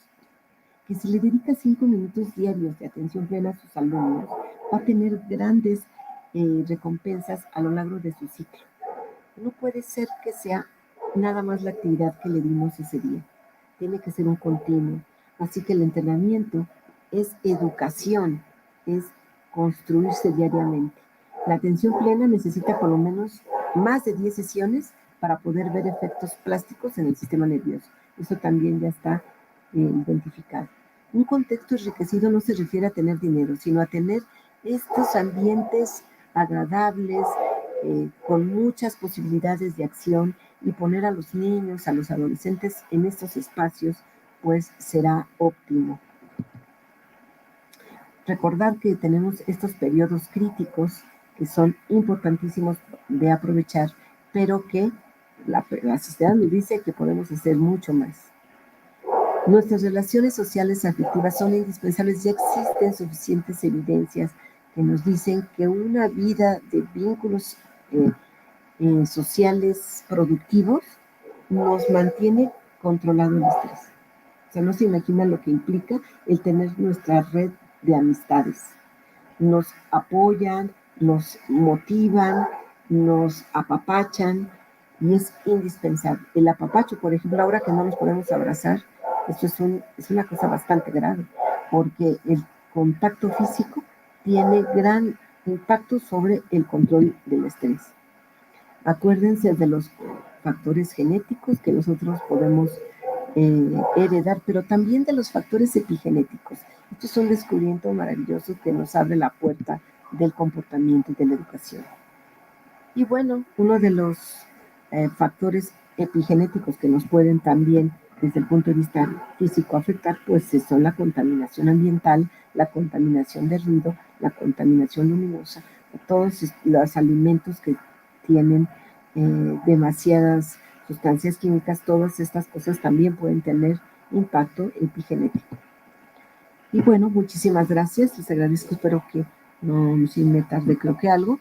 Les dejo con esta frase de uno de mis más fervientes, soy su fan, aunque ya no está con nosotros, el doctor Santiago Ramón y Cajal, y él dice: todo hombre puede ser, si se lo propone, escultor de su propio cerebro. Y aquí ustedes pueden ver cómo dibujó esta célula de Purkinje con este microscopio. Les digo a mis alumnos, este microscopio tan simple, tan sencillo, que parecía de juguete, y esta célula de Purkinje con las tensiones, son células del cerebro con las tensiones actuales. Muchísimas gracias.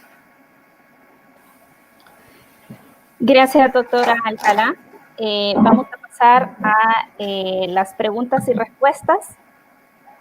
Vamos a ver qué dice nuestro público participante. ¿El equilibrio entre la emoción y la razón lo da la experiencia o cómo se puede obtener? Bueno, pues básicamente es a través del entrenamiento, obviamente lo que implica todo el desarrollo de habilidades socioemocionales.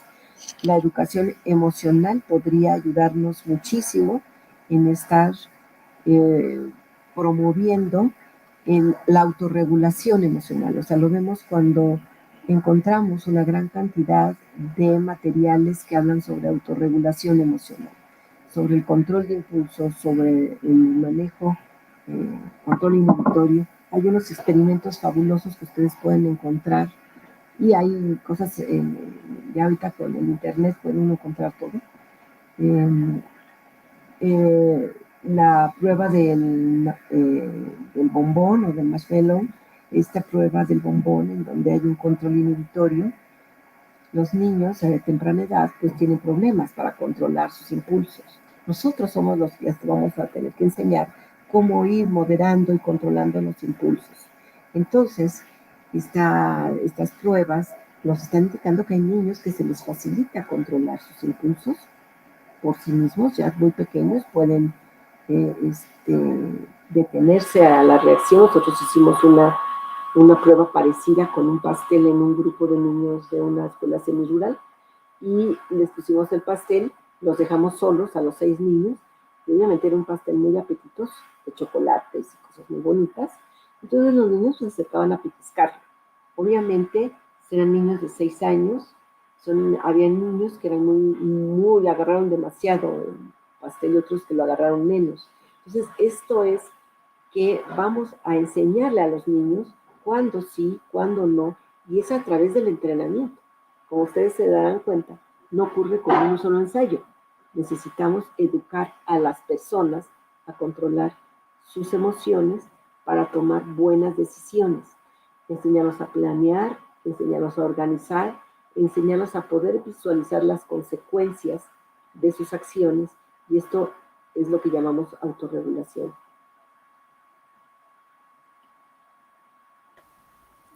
Excelente. Otra de las interrogantes del público es la siguiente. ¿Cómo apoyar a un niño, joven o adultos cuando se somatizan las emociones o problemas socioemocionales provocados por la pandemia? Pues estrategias existen muchísimas. Ya mencioné la atención plena, pudiese ser una que es bastante sencilla, bastante útil. Ustedes pueden encontrar muchos ejercicios, existen páginas yo he encontrado porque he estado revisando materiales precisamente que sean de fácil acceso para los maestros, de páginas de personas que se dedican a poner ejercicios que duran 5 minutos y es un videíto en donde al niño lo ponen a hacer ejercicios con sus dedos, a imaginar, a inflar un globo o una nube, a pensar que tiene plumas. O sea, hay muchos ejercicios que ustedes pueden encontrar. También hay ejercicios para adultos. Esa es una posibilidad. Existen también en internet ejercicios de respiración, de control de la respiración diafragmática, lo pueden googlear y van a encontrar varios. Son cortitos, traten de encontrar selectivos, por favor, eso sí les pido que sean selectivos. Y utilizar este tipo de acciones que les he mencionado, por ejemplo, con los adultos, cuando se está en demasiado estrés, pues la gente tiende a no dormir bien, a no comer bien. Entonces hay que empezar por lo más sencillo, que es ordenar su vida, y después pedirles pues, que hagan ejercicio, que obviamente con la situación que viven empiecen a elegir cosas que van a empezar a solucionar. O sea, no pueden, perdí mis bienes, o sea, todo se lo perdió. No, obvio que la persona se va a sentir mal, y con una respiración pues no va a sentirse mejor, pero entonces empecemos a ayudarle a planear. A ver, vamos a ver, paso 1, paso 2. Si él empieza a organizar y empieza a construir un plan, es posible que el estrés empiece a bajar y empiece a concentrarse en lo que tiene que hacer y lo que no tiene que hacer, y cómo encontrar ayudas y cómo encontrar vínculos. Entonces, para poder darle solución a las cosas. Entonces, por supuesto que estoy poniendo ejemplo como lo del huracán, pero en el caso de la pandemia, dice para somatizar, pues también es importante que dentro de nuestras casas la gente empiece a identificar qué cosas le hacen feliz, qué cosas le satisfacen. O sea, si a la persona le gusta bordar, pues que se compre sus cosas para bordar y que empiece a tejer o que aprenda algo. Ahora, muchos de nosotros decimos, bueno, es que yo siempre quise aprender a pintar acuarela y nunca lo he logrado. Eso es algo que te va a dar 5, 10, media hora al día que yo me dedique a pintar mi acuarela. Eso me va a causar mucho placer, mucho bienestar, y me va a empezar a relajar. Entonces son pequeñas acciones, pero solamente es que lo que hay que hacer es ayudarles a identificarlas. Porque pues si yo les digo a ustedes, pinten acuarela, pues eso a mí ni me gusta. Pues yo eso toca un piano, pues ni tengo piano, o sea, ¿de dónde? Bueno, pueden aprender a cantar, por ejemplo, hay cursos de canto. Entonces, ¿qué cosas les gustaría hacer? ¿Qué cosas podrían ser de gran satisfacción? A mí me gustan las plantas, me ha dado por tener más plantas. Entonces, cada quien va buscando, me pongo a ver videos de plantas, me pongo a ver cómo curar a la planta, etcétera. O sea, finalmente eso es lo que te va a causar, te va a promover bienestar. Bueno, espero que los ejemplos sean útiles. Excelente. Otra de las preguntas del público es, ¿cómo fortalecer la inteligencia emocional desde la educación formal en entornos virtuales? Es interesante la pregunta, pero pues una de las cosas que yo soy docente, entonces yo también trabajo en ambientes virtuales en este momento y realmente ha sido complicado, tenemos que adaptar a una situación que no estábamos realmente preparados. O sea, todo el mundo tuvo que, ahorita se me fue la onda con cerré las pantallas o no sé qué pasó. Entonces, aprender a moverse me causó estrés el de repente ya no ver nada, pero no se puede uno detener. Y una de las cosas más importantes que tienen los docentes es que deben ser creativos. Definitivamente vayan a su arsenal de creatividad y empiecen a indagar cómo, qué cosas podrían hacer en sus aulas. Si nosotros damos una clase plana, en donde no hay ninguna cosa que haga reír a las personas, que les haga captar la atención, pues los alumnos ponen su pantallita y ya no saben si están. Ya estás hablando con pantallitas apagadas ahí. Entonces, nuestra creatividad debe llevarnos a buscar, hay muchas actividades en plataformas, ya sea gratuitas o de paga, que nos permiten hacer juegos para poder dar nuestra clase. Y el juego puede estar relacionado con habilidades socioemocionales o con el desarrollo de nuestra inteligencia emocional. Entonces, pues es cuestión de que ustedes busquen estas herramientas. Recuerden que la computadora, el celular, pues son herramientas y nosotros somos los que decidimos cómo las vamos a usar. Está Kahoot, que hace preguntas y que desde el celular, desde la casa donde estén nuestros alumnos, pueden estar contestando y aparecen las respuestas no sé si lo han utilizado, en momento real y qué equipo va ganando o qué persona va ganando.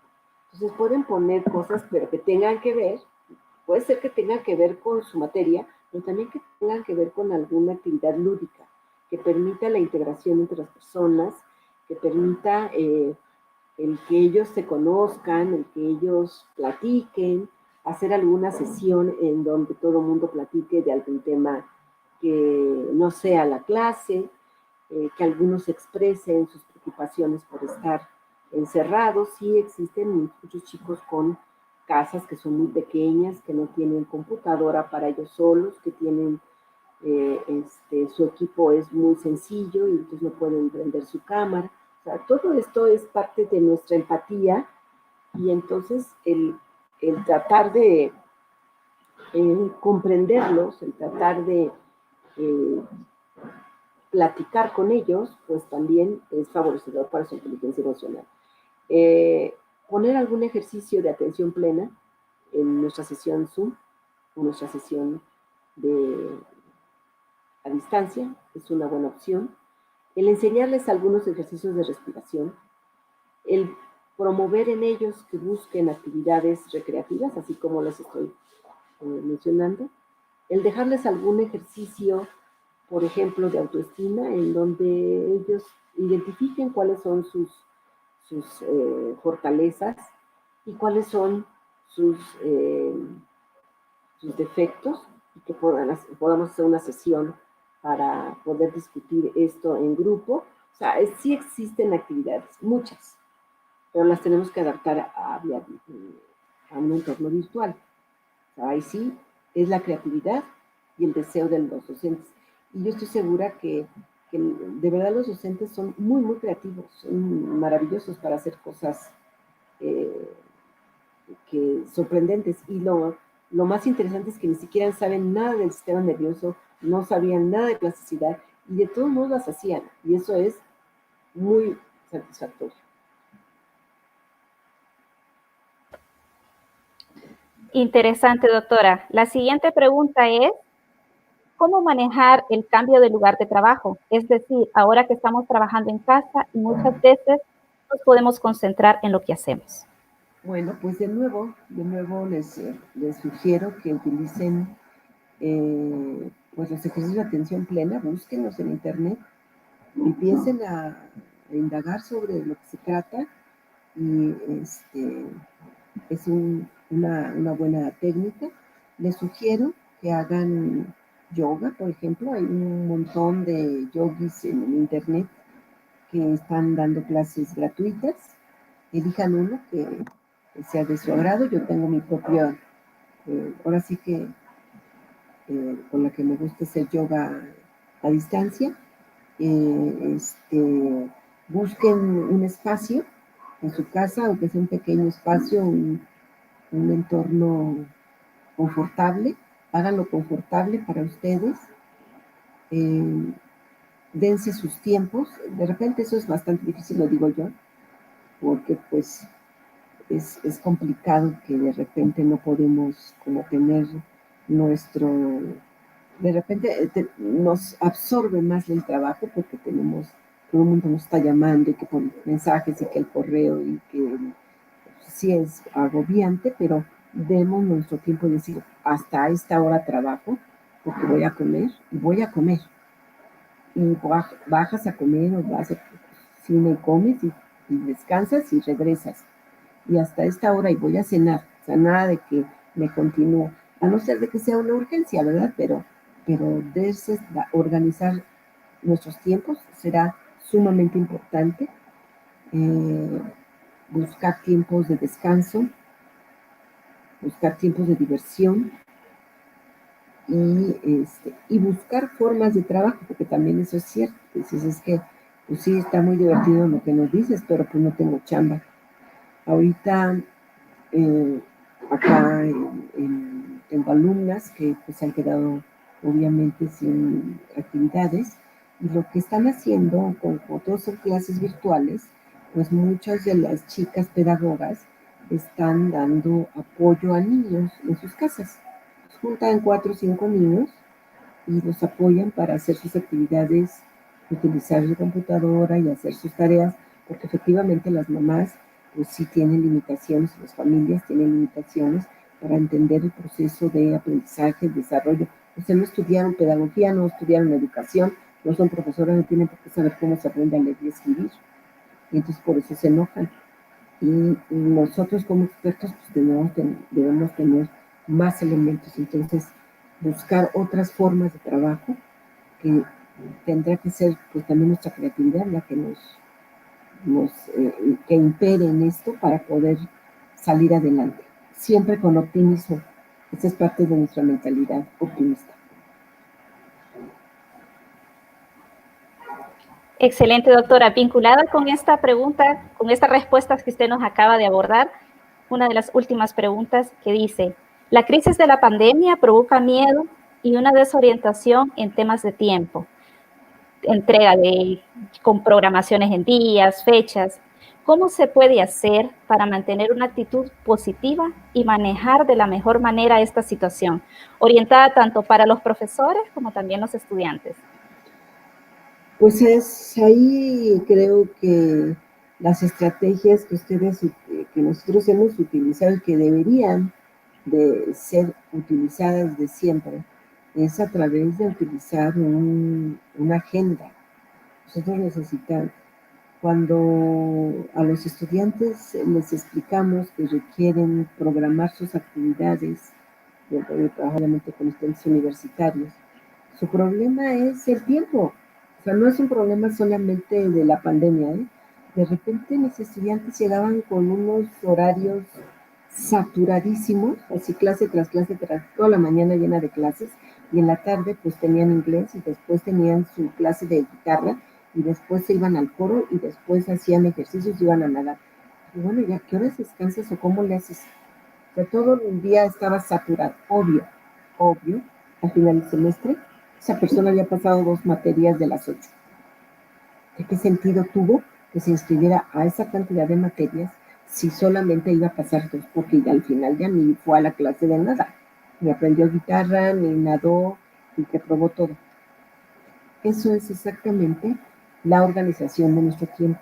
Entonces, no es cuestión solo de la pandemia. Si ustedes observan, muchas de las cosas deberían de ser hábitos que debimos haber aprendido antes, pero que en la pandemia nos está exigiendo un cambio, un ajuste a una situación nueva.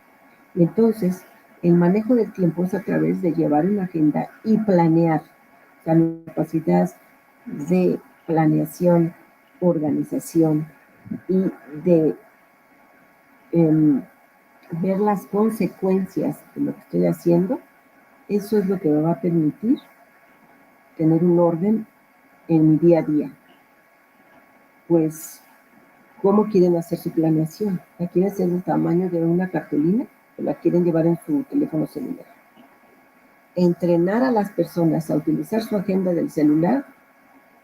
Pues hay mucha gente que dice, ay, yo nada más lo uso para hablar por teléfono.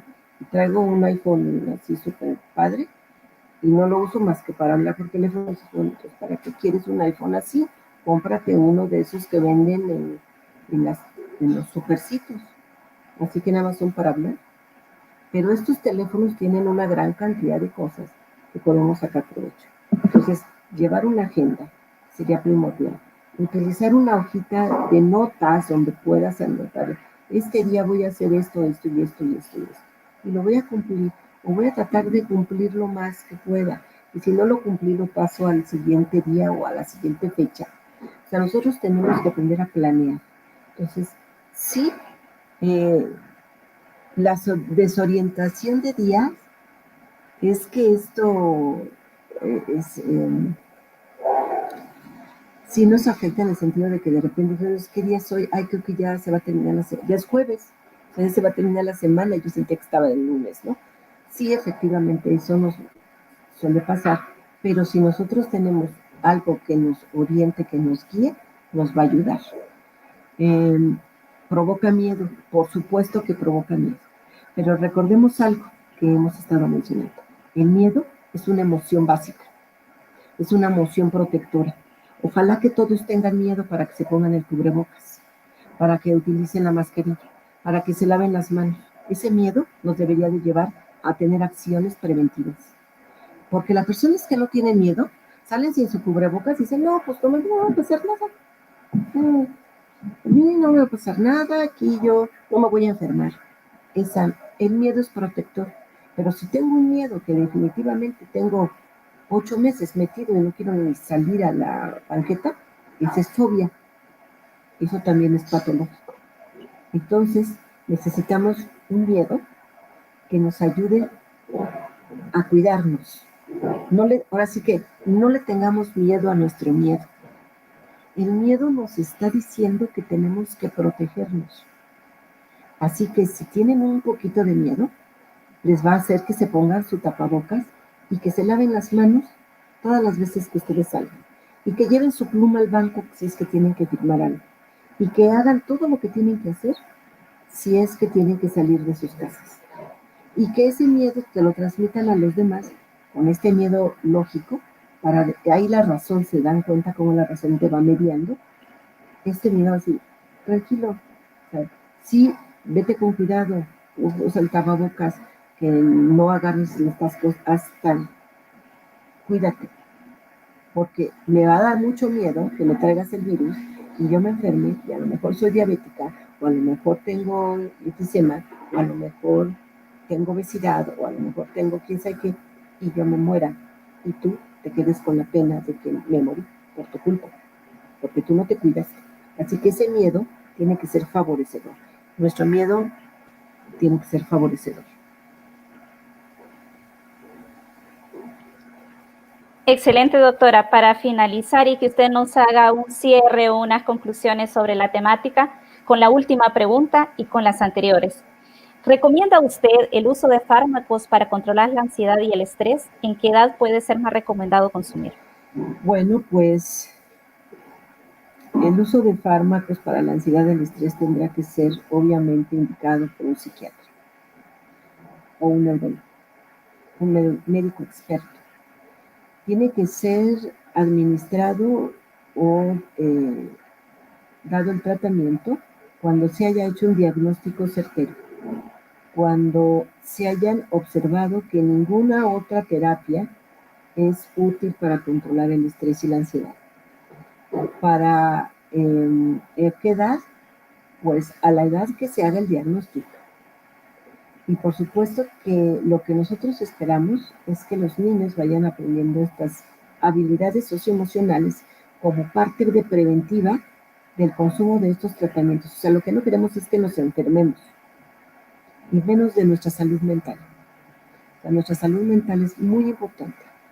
Por lo tanto, el que ustedes tengan este tratamiento implica que tuvieron una enfermedad, que tuvieron que ir al médico y que tuvieron que darles un tratamiento.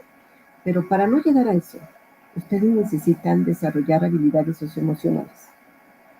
Y eso es lo que vamos a hacer como docentes día a día y nosotros como expertos en mi campo de la psicología. Y los médicos psiquiatras, con todo mi respeto, tengo muchos amigos psiquiatras y fisiólogos, pues sabemos perfectamente que se van a usar en los momentos indicados. ¿Cuándo lo recomiendo? Pues si yo no se los recomiendo. El que se lo tiene que recomendar es su médico, con un diagnóstico perfectamente elaborado, ya sea por un neuropsicólogo, por un psicólogo, por un psiquiatra, por un neurólogo. Si no hay un diagnóstico, no deberían de tomar ningún tratamiento. Y, por supuesto, en este caso, los fármacos que se utilizan para la ansiedad y el estrés son fármacos en general hipnóticos, sedantes y barbitúricos que tienen un grado de adicción. Así que por eso tienen que estar sumamente controlados. Mejor utilicemos las técnicas que les estamos exponiendo para el control del estrés. Excelente análisis, doctora. Vamos a cerrar con unos comentarios del público. Sabemos que son varias de las preguntas que no logramos abordar por cuestiones de tiempo y pedimos disculpas.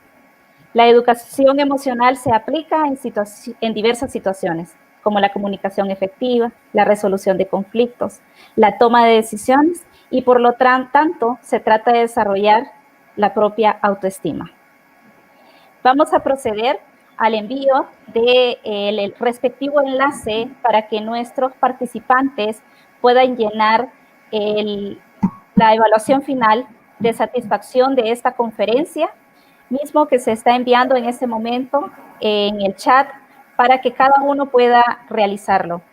Agradecemos su colaboración y especialmente a la doctora.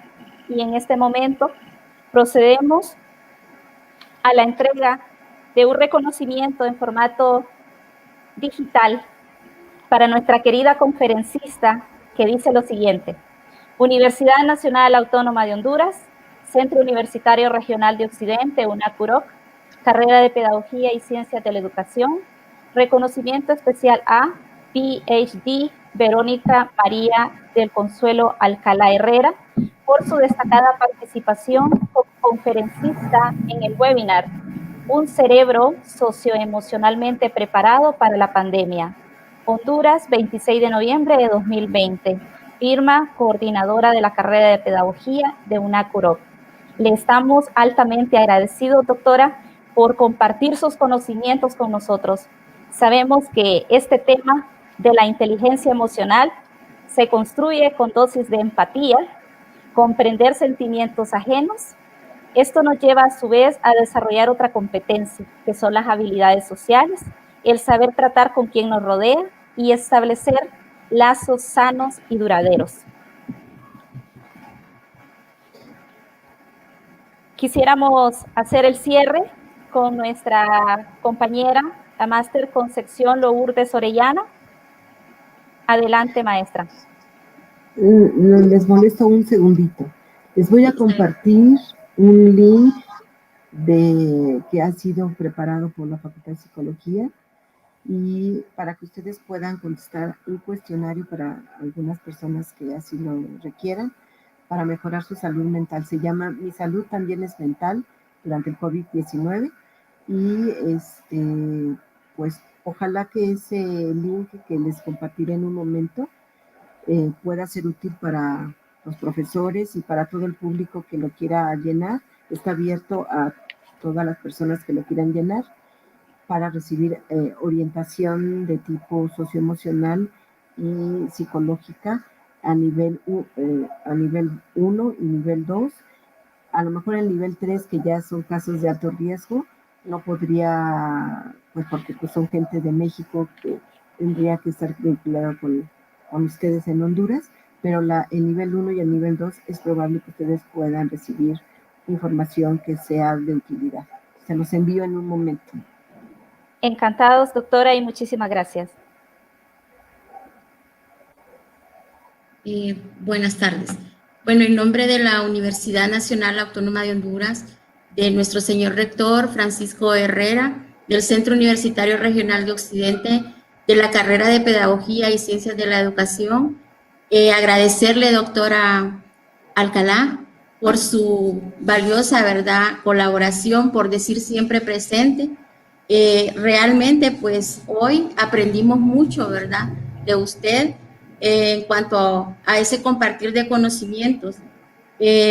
Quizá algunos no conocíamos la parte así muy a fondo de las emociones, la parte de que nuestro cerebro, pues, puede ser plástico, como dice usted, ¿verdad?